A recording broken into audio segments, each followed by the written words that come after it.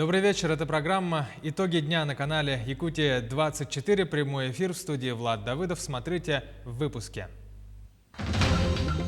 Индексация пенсии, выплаты, включая социальные, увеличены с сегодняшнего дня на 3,4%. Запись в первый класс. Столичные школы начали прием детей электронно и очно, обращений в первый день сотни. Замена лифтов в Нерюнгри продолжают реализацию региональной программы проведения капремонта в многоквартирных домах. Тотальный диктант. В рамках акции в Якутске начались фестиваль грамотности. Панно из овечьей шерсти, нежные вазы, чайный сервиз из керамики в краеведческом отделе Национальной библиотеки, выставка мастериц. День птиц. Сегодня интернациональный экологический праздник. Какие прошли мероприятия?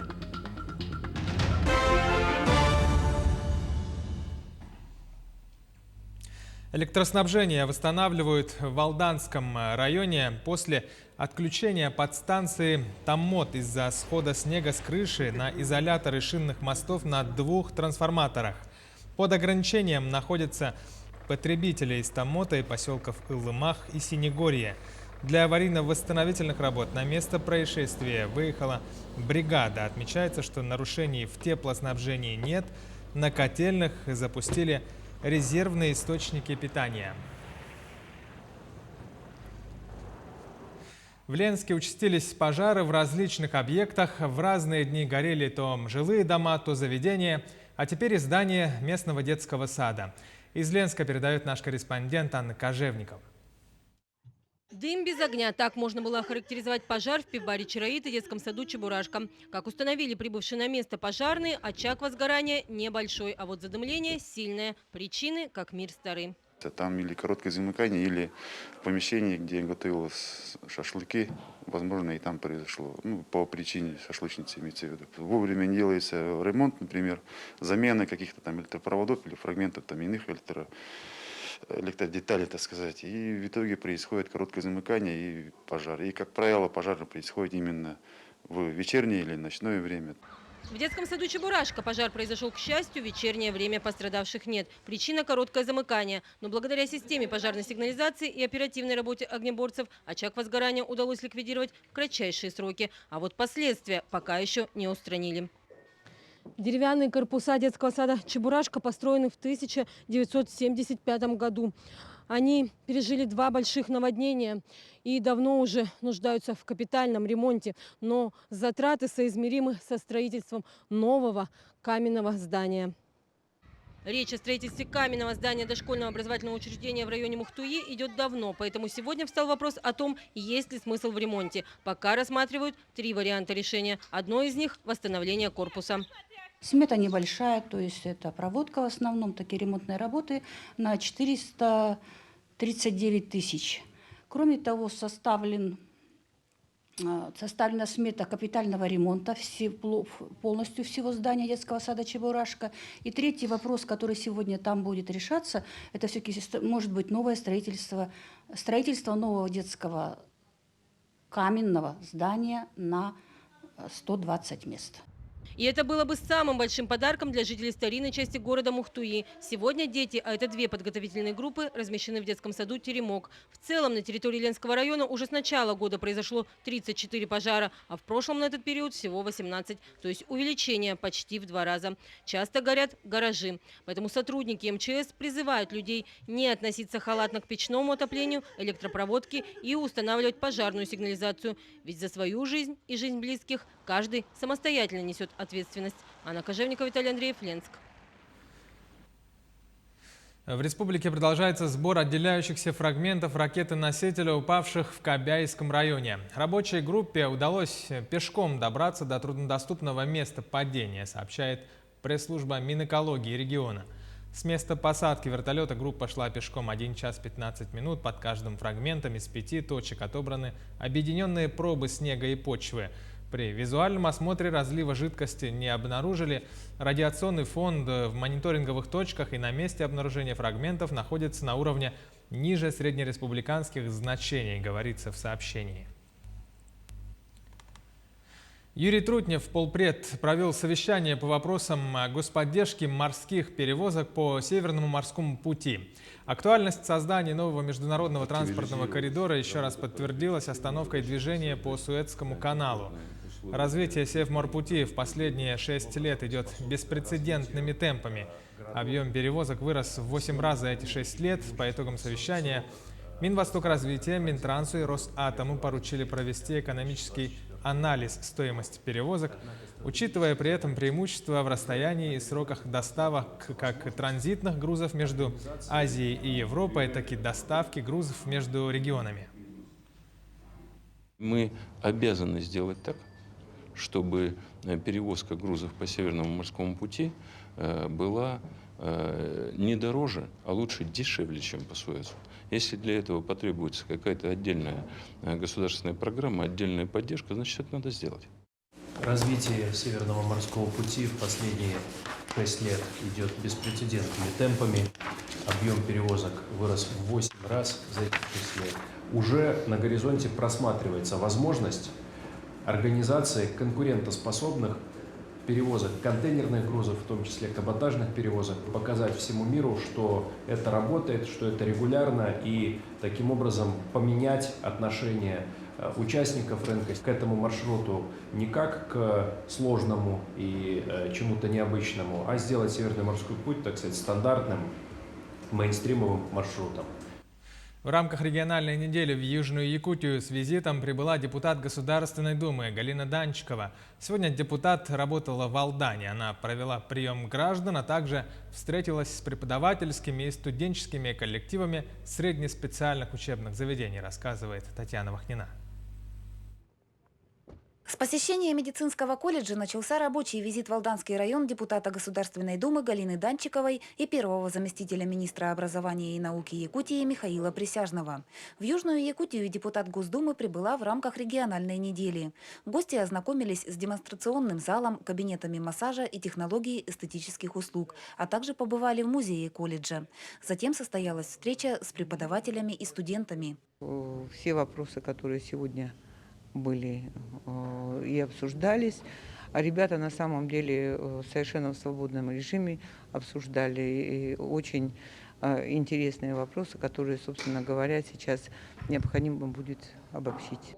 В Алданском политехническом техникуме делегаты посетили мастерские, цеха и лаборатории, а также побывали в лекционной и практической аудиториях, оборудованных промышленными компаниями, с которыми техникум взаимодействует в рамках золотодобывающего кластера района. После экскурсии делегаты побеседовали с преподавателями и студентами. Вопросы, это свойство именно педагогов, они были продуманы настолько, что сразу давался анализ, что в ближайшее время при нерешении этих вопросов может ждать в целом систему и среднеспециального образования и в целом систему подготовки кадров.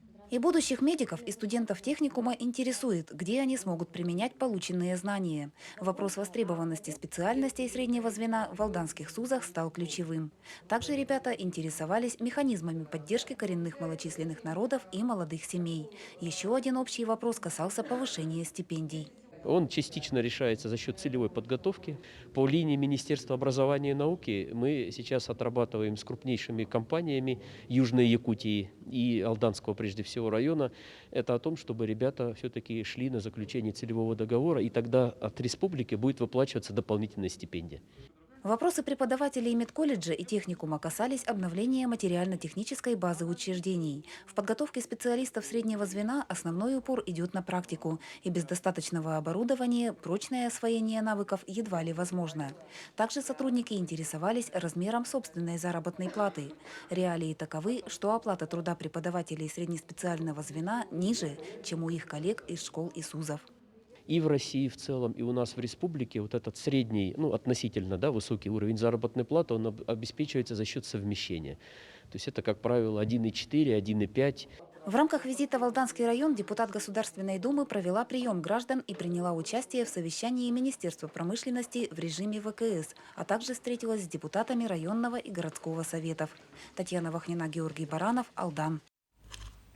Компания «Якутуголь» добыла 370-ю миллионную тонну угля с начала разработки Нерюнгринского месторождения. Юбилейную тонну добыл экипаж экскаватора номер 70. Месторождение коксующегося угля компании «Кутугль» обнаружено геологами еще в 1951 году. С него и началось промышленное освоение южно-якутского каменноугольного бассейна. Концентрат коксующегося угля поставляется металлургическим и коксохимическим предприятиям страны. Также экспортируется в страны Азиатско-Тихоокеанского региона, а энергетические угли – жилищно-коммунальным и другим предприятиям всего Дальнего Востока. Пенсии, включая социальные, увеличены с сегодняшнего дня на 3,4%. Одновременно с индексацией повышаются пенсии военнослужащих и членов их семей, также участников Великой Отечественной войны, а также граждан, пострадавших в результате радиационных или техногенных катастроф, граждан из числа работников летно-испытательного состава и некоторых других групп населения. Напоминаем, что на социальную пенсию имеют право инвалиды 1, 2 и 3 групп без стажа, дети-инвалиды, дети, потерявшие кормильца без стажа и дети, родители которых неизвестны. Также социальные пенсии по старости назначаются, если у человека нет страхового стажа и индивидуальных пенсионных баллов, или их недостаточно для назначения страховой пенсии. По данным отделения Пенсионного фонда Российской Федерации по Республике Саха-Якутия, индексация осуществлена более 29 тысячам получателям социальных пенсий. Индексация социальных пенсий производится автоматически, обращаться в пенсионный фонд не требуется. В связи с частыми случаями мошенничества в Якутске идет профилактическая акция под названием «Осторожно, мошенники». Сотрудники столичной полиции вышли на улицы города и раздавали горожанам буклеты и листовки с информацией о распространенных схемах различных видов мошенничества, также способах защиты от них. Акция проводится еженедельно на территории Центрального и Октябрьского округов столицы. Напомним, в этом году уже за 2 месяца зафиксировали 99 краж с карт и 176 разных видов мошенничества. Раздаем гражданам такие вот памятки, в которых указаны действия, чтобы предостеречься от мошенничества. Так как сегодня каждое второе преступление – это мошенничество.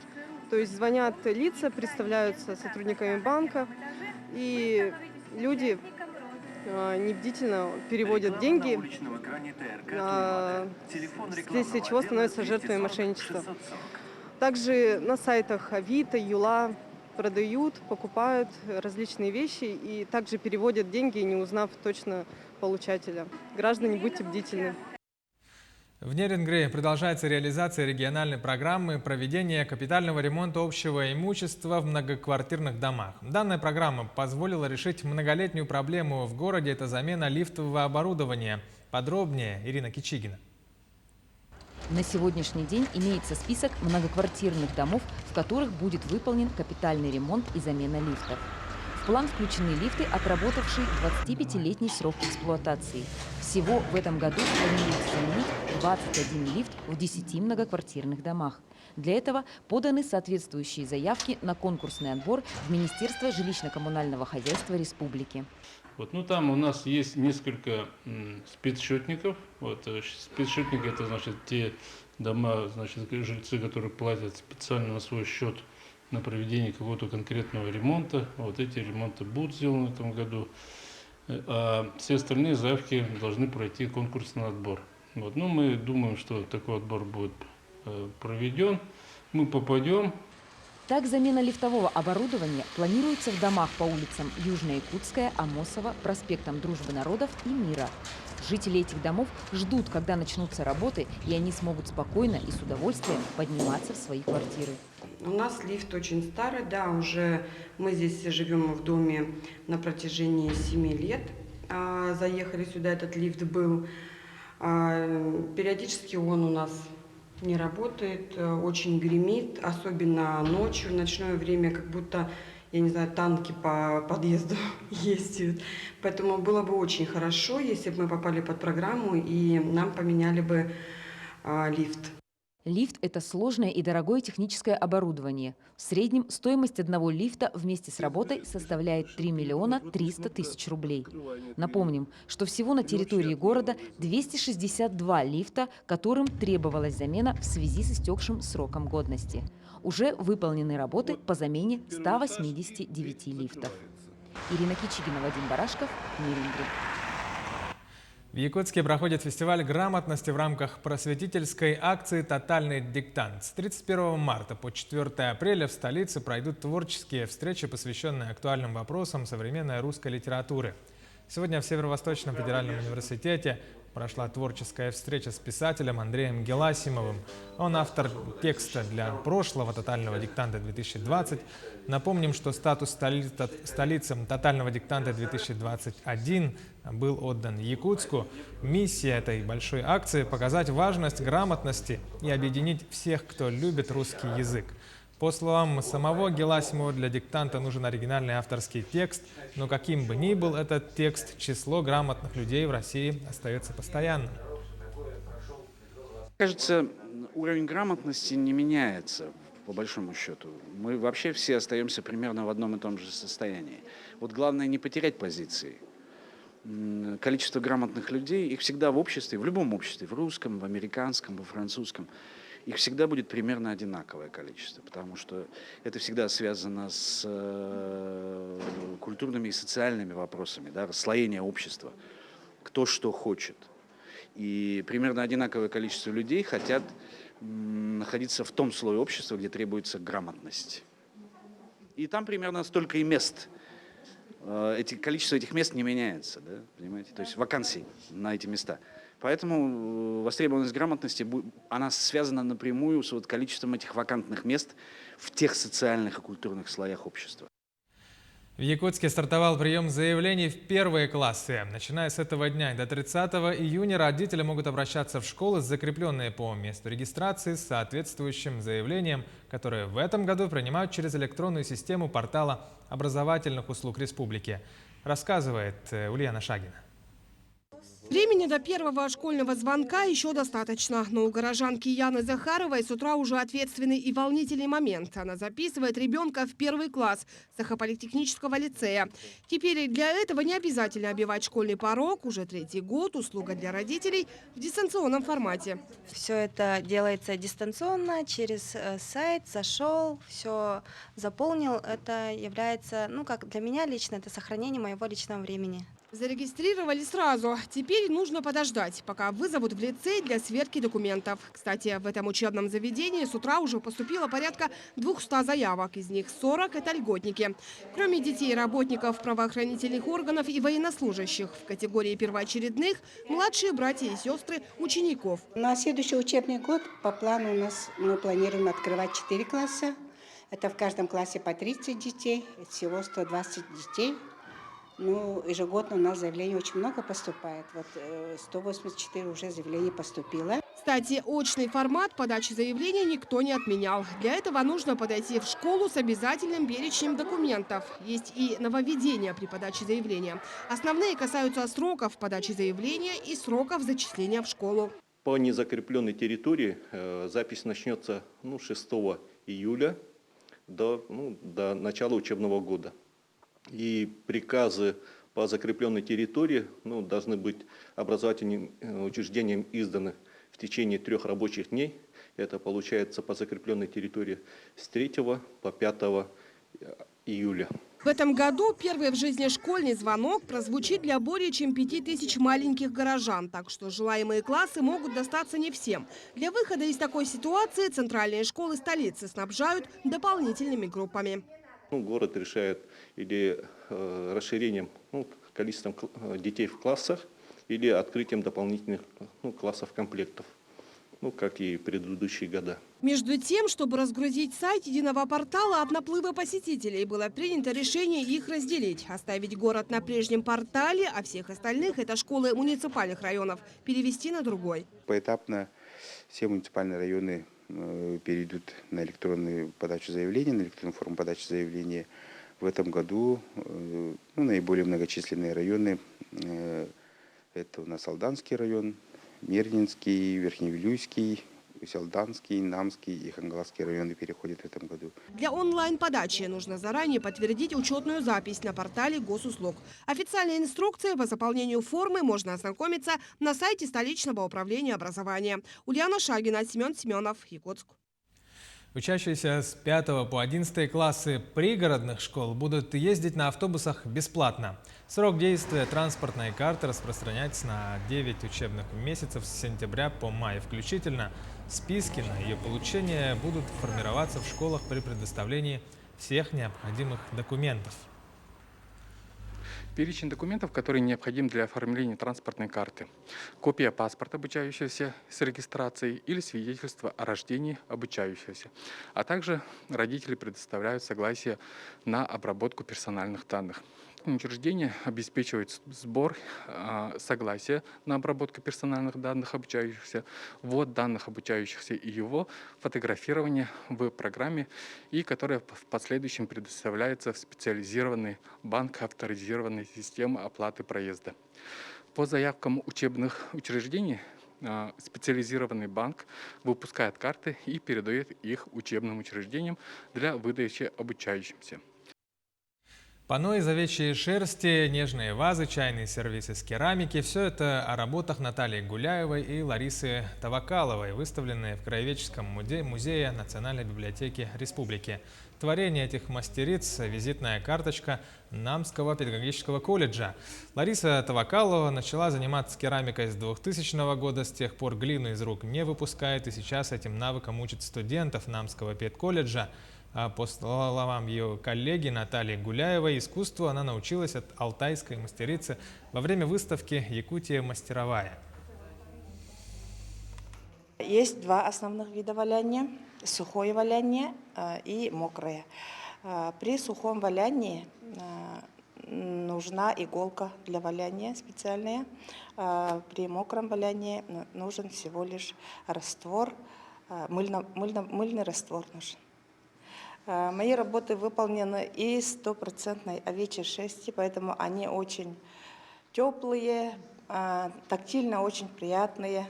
В состав шерсти есть такое вещество ланолин.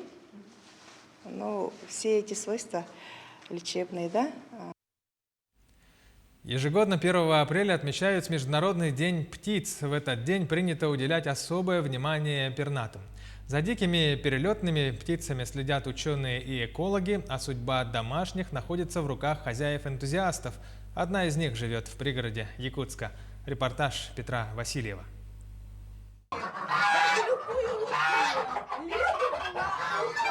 Практически ежедневно такую картину наблюдает фермер Оксана Фурасов. Ее хозяйство в пригороде Якутска состоит из коров, коз, лошадей и пони. Есть даже леса. Однако самая крупная часть ее хозяйства – это птицы. В хозяйстве у семьи порядка 300 голов птиц. Помимо уже ставших традиционных для нашего региона уток, гусей и куриц, семья также держит фазанов, павлинов, больших индюков, редких видов гусей. Ну и, конечно же, жемчужиной хозяйства являются вот эти вот страусы эму. Здесь сейчас содержится 4 9-месячных птицы, однако в хозяйстве немного больше, есть еще и более старшего возраста особи. Одних только фазанов в хозяйстве насчитывается 4 вида. Как отмечают сами фермеры, в выращивании и уходе экзоты ничем не отличаются от обыкновенных куриц и уток. Однако пользуются большим спросом, нежели обычная сельхозптица. Например, в этом году несколько особей павлинов из хозяйства семьи отправились в хозяйство в разных районах Якутии. Птицеводы с каждым годом все больше и больше хотят что-то такого необычного. Есть фанатики, ну вот мы одни из них, наверное, которым не смотришь ни на что. Если хочешь, значит оно будет. Не забывают при этом и про остальную часть пернатой фермы. Семья в большом количестве разводит куриц разных пород. Причем некоторых выводят прямо с яйца. С приближением весны популярность набирают и утки. Как отмечает сама Оксана, с наступлением охотничьего сезона поступает много заявок от охотников. Приобретенных птиц используют в качестве подсадных. Особое место в хозяйстве занимают индюки. Птицы кормовой породы достигают рекордных масс, а их диетическое мясо в последние годы стало особенно популярным. Еще одна гордость семьи – это гуси редкой холмогорской породы.